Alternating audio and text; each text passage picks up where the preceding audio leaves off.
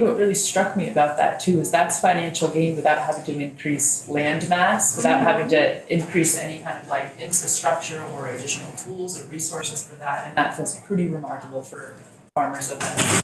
Right. That was really amazing. That's, yeah, it really is. David, we heard the testimony previously. There was a requirement that there could be no wooden cutting boards. It had to be this, synthetic or non-porous, I think. non-porous is the word. Thank you.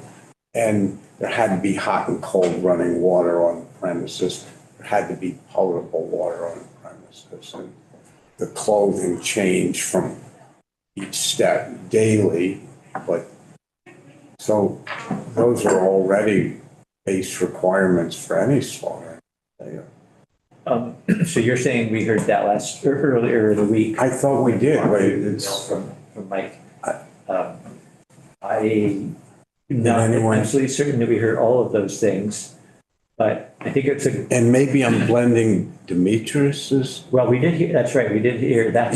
Which is. I'm capable of transposing. Yeah. Well, I think it would be, that's something we can look into.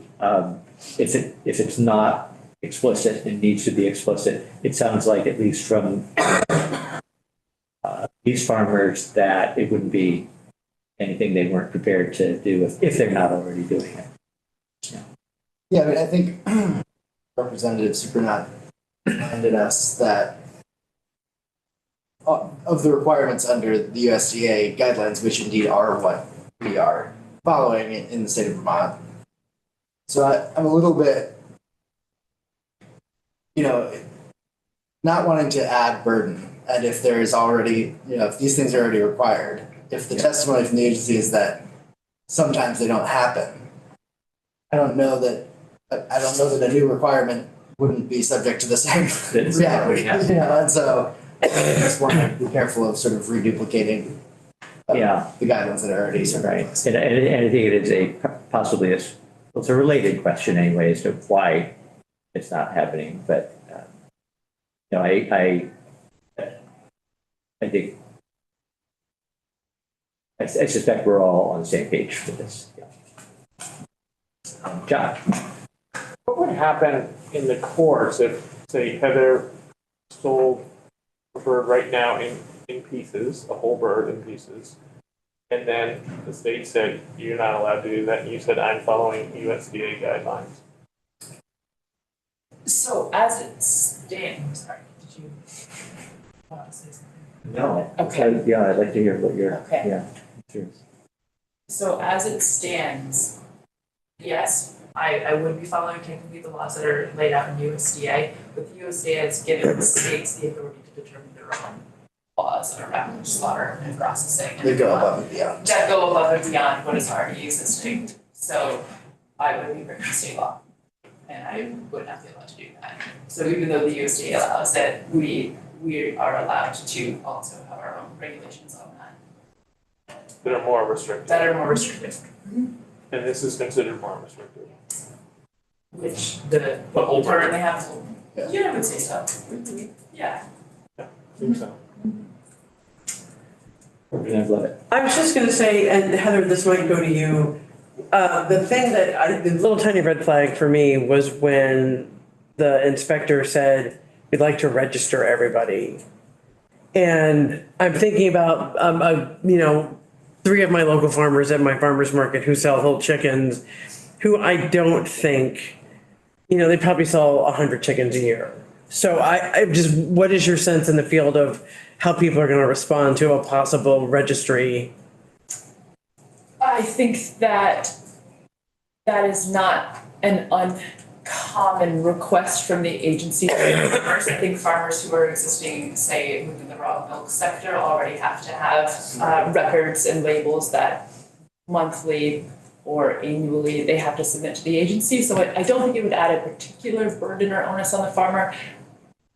I'm not entirely certain that it's necessary because I do think what is already listed out in Title IX, farmers are already doing the additional record keeping and labeling that is required, and so to have to register with the agency, I feel like there would be potential resistance. Okay, that must make sense. For the process, Resistance, but also resistance because it might be. already part redundant. of what they're doing, exactly, a redundancy.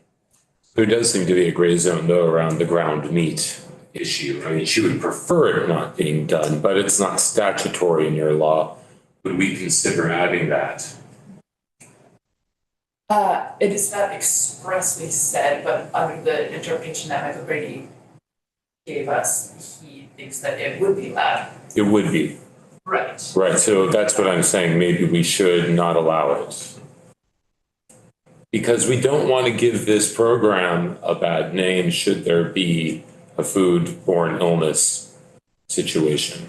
Keep it out so it doesn't get red flagged. Right, Got it. I mean, in the protection of the farmer, not to prevent further money-making possibilities for the farmer, really. So you spoke with Mike, or based on what he said the other day, anyway, concluded that the current state law, which has the whole bird exemption, is consistent with you could grind and still sell it. That's what, Right. yeah, that's what he said. But that is only within the 20,000 bird exemption. Yes, Because yeah. the additional Oh, okay, sanitation that is required within that scale, okay. that they could take that processing one step further. Mhm. So not for the smallest. Not for the 1,000 exemption, Okay. But right? in this bill, But in this at bill, all levels, at all levels. because it is no different from party. Right, so that's why I'm suggesting maybe we put a cap on what part means, not to include ground at a certain level. You can see it's not popular, but I mean, it is another, I mean, chicken is a messy business. I do 100 birds a year myself, and I could say that, there's a lot of room for contamination to sneak in. With any field of agriculture, I would say that, but I think that it's likely in the farmer's best interest to uphold the highest level of sanitation for their product, that they're wanting to have repeat customers. How many people do you think want to grind chicken and turkey? So hard to say. I think likely they would just start with the parting, you know? Yeah. I think Yeah. that feels like a really great step, and I don't know if people are looking to purchase an additional equipment, honestly, if they don't already have access to that. Because I'm not seeing like ground chicken and turkey as often in the stores as I used to 10 years ago. Mm-hmm. So So- when you're processing these birds and you're parting them up, you do have a lot of leftover pieces of meat that are on the carcass. And it would be favorable, I guess, from an efficiency standpoint, to collect that, put it in a grinder. She did say there was 30% loss. Yeah, When she parts exactly, a whole chicken. exactly. I mean, a lot of that's bone though. And it's the back. And actually that is the ratio, meat to bone ratio is about 70-30. Oh, okay. Yeah, so that's, yeah. Okay. I don't think it would make or break the bill either way if grinding was something that was a concern. I think that folks would accept parting as a really wonderful first step to being able to diversify and enhance their businesses. I'm not sure the answer to this question. If, as written, would this allow the farm to debone breasts? Yeah, but breasts are deboned inherently. But you can also buy, I could buy, Bone-in? yeah, Right. You can buy bone-in breast? Oh, yeah. Oh, You have to look for it, but you can buy I it. haven't bought meat in years, so. or use thighs as an example. Mhm. Does it currently, as written, allow that? Bone-in chicken thighs or You could talk to Mike, but it doesn't seem like there's anything that would, I mean, if grinding is permitted, then I would think that removing a bone, you'd have to remove a bone from a thigh, grind it, so. And, you know, is there a market for that? I mean, yes, we know there's a market for boneless chicken breasts, and with, are the farmers anticipating that that's an extra step they would take, and clear that that's okay. Okay. Well, other than hearing from checking with another farmer again, who will see whether they wanted to testify, and there were some other farmers who were ready to testify if we wanted to hear more testimony. Is there anybody else who we should be talking to? You go first and then. I just, Julie mentioned the Department of Health because of the restaurant piece. I don't know if we feel that that's necessary, but just wanted to acknowledge that was. Yep. Interesting that, and I know that the answer to this is that restaurants then go through their own health inspection, but interesting that a restaurant can purchase non-inspected birds and then prepare them, but a farmer couldn't use their own non-inspected birds and prepare them under a cabbage food license or something similar where they're selling a Right, if they had that license. product, yeah. I think. I mentioned the same thing. It's amazing you got the agency on board for this. Should we They're usually stop where? They're usually the ones that fight